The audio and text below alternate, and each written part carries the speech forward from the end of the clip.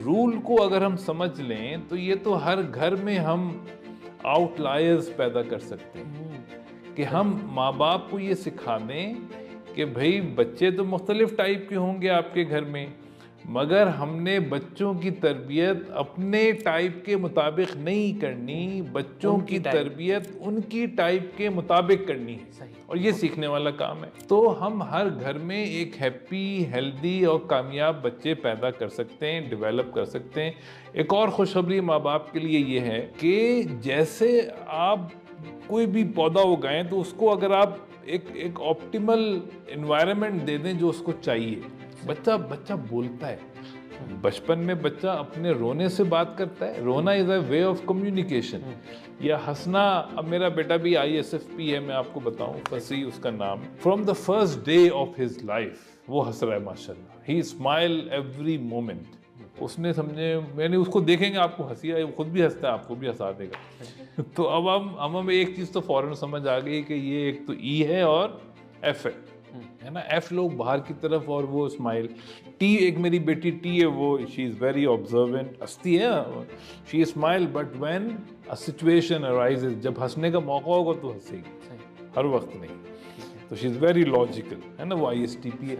तो इस तरह से हमारी टाइप के ख़िलाफ़ अगर बच्चे हों और हमें उनकी नशोनुमा का, यानी हमें उनकी पहचान आ जाए और हम उनकी नशोनुमा में रुकावट ना बने। बच्चे को जो देखिए, पौधा नहीं मांगता मुझे पानी दो, पौधा नहीं मांगता, गुलाब का पौधा नहीं कहता, नारियल का पौधा नहीं कहता, शेर नहीं कहता मुझे पानी दो, लेकिन वो आवाज़ें निकालता है। हमने घर में बिल्ली पाली हुई है हमारे घर, तो वो जब उसको भूख लगती है ना तो वो आके किचन के आगे बैठ जाती है।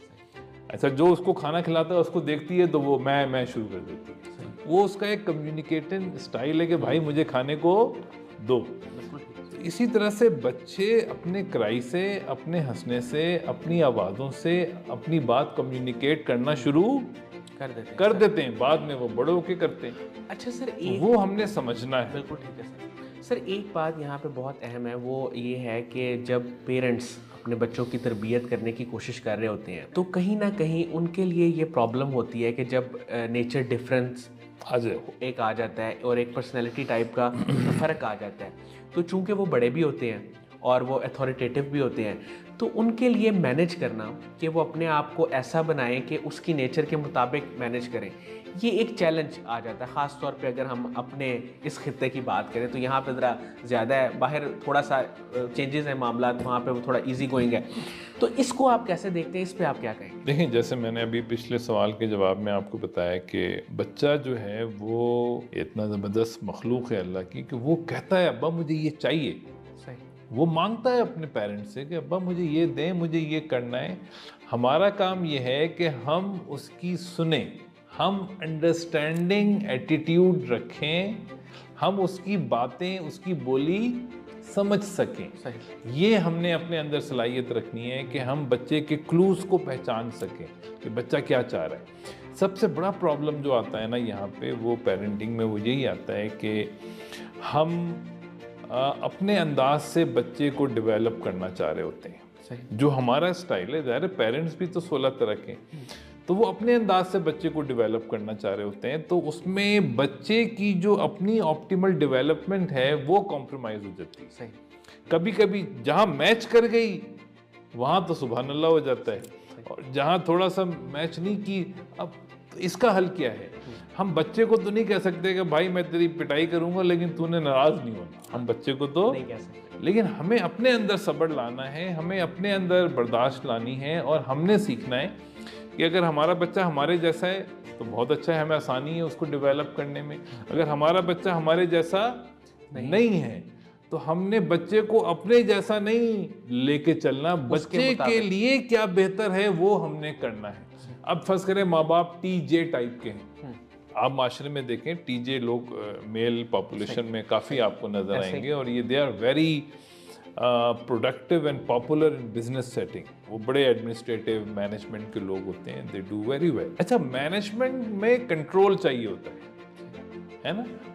मैनेजमेंट में आपको चीज़ों को गोल सेटिंग के साथ और लॉजिकली चीज़ों को लेके चलना होता है, गोल अचीव। लेकिन पेरेंटिंग इज डिफरेंट। पेरेंटिंग में किसी भी टाइप को आपने पेरेंटिंग करनी हो, उसको डेवलप, ऑब्जर्वेंट होना है। तो टीजे टाइप अगर एफपी बच्चों को डेवलप कर रहे हैं या पी बच्चों को डेवलप उसमें कंट्रोलिंग ज़्यादा हो जाएगी।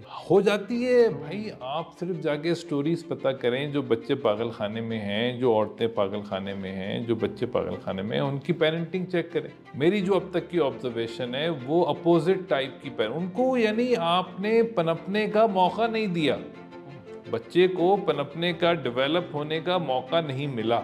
जब आप बच्चे को डेवलप होने नहीं देंगे, ई बच्चे का ई नहीं डेवलप होने देंगे, आई का आई डेवलप नहीं होगा, एस का एस डेवलप नहीं होगा, बच्चा बीमार हो जाएगा। सही, पहली बात, बिल्कुल ठीक है। बीमारी की तरफ उसका सफर शुरू हो जाएगा। एक बीमारी पे, न्यूरोसिस पे, साइकोसिस, अल्लाह न करे फिर शिज़ोफ्रेनिया एंड मल्टीपल इश्यूज उसके आहिस्ता आहिस्ता आने शुरू हो जाएंगे। सही, फिजिकल इलनेस भी आनी शुरू हो जाएंगी, इम्यूनिटी नीचे चली जाए, लोग परेशान होते हैं। एक तो पहले खुद पेरेंटिंग के थ्रू कॉम्प्रोमाइज करते हैं, बच्चे को समझ नहीं पाते और फिर बेचारे का इलाज कराते रहते हैं। तो इसका हल ये है कि ये मैं आपको इतना ख़तरनाक बात बता रहा हूँ जो माशरे में मैंने बहुत सारे घरों में देखी है। इसी तरह से बहुत ज़्यादा यानी कॉन्ट्रास्ट हो अगर मियाँ बीवी में, मियाँ टीजे है, बेगम एफपी हैं, तो वहाँ भी इस तरह के मसाइल तो वहाँ तो मियाँ बीवी की लड़ाई नहीं ख़त्म होकर देती। तो बच्चे एकदम वो हो जाते हैं कि हम किसकी माने और कौन सही है, कैसे चलना है। तो पेरेंटिंग का उसूल ये नहीं है कि हम अपने तरीके से बच्चे को नर्चर करें। पेरेंटिंग का उसूल ये है कि हम बच्चे को बच्चे के तरीके से नर्चर करें। हमारा उसूल ये नहीं होना चाहिए कि हमारे कानून कामयाब हों। हमारा ऑब्जेक्टिव ये होना चाहिए कि बच्चे की optimal happiness, optimal health and optimal success achieve हो। बहुत बहुत शुक्रिया डॉक्टर साहब। आज हमने ये तमहीदी जो गुफ्तगू की, जिसमें आपने 2-3 बातें बहुत अहम हमें बताई कि एक तो सबसे पहले आप पेरेंट्स जो हैं वो एक वीडियो है हमारी अपनी फितरत को पहचाने, उस वीडियो को देखें। और इसके अलावा भी अगर वो कहीं से अपनी पर्सनैलिटी टाइप को आइडेंटिफाई किसी तरह कर सकते हैं, किसी टेस्ट के ज़रिए, किसी वीडियो के ज़रिए, किसी कोर्स के ज़रिए, तो वो अपनी पर्सनैलिटी टाइप को सबसे पहले आइडेंटिफाई करें। उसके बाद फिर वो ऑब्ज़र्व करें कि उनके बच्चे की पर्सनैलिटी टाइप क्या है। उसमें ज़ाहिर है कि कुछ गलतियां हो सकती हैं इनिशियल स्टेज पे, लेकिन एट द एंड जब वो बच्चा इस स्टेज पे पहुंच जाएगा कि वो आपको ख़ुद बताएगा कि ये उसकी पर्सनैलिटी टाइप है, तो उसके मुताबिक उसको लेके चलने की कोशिश करें।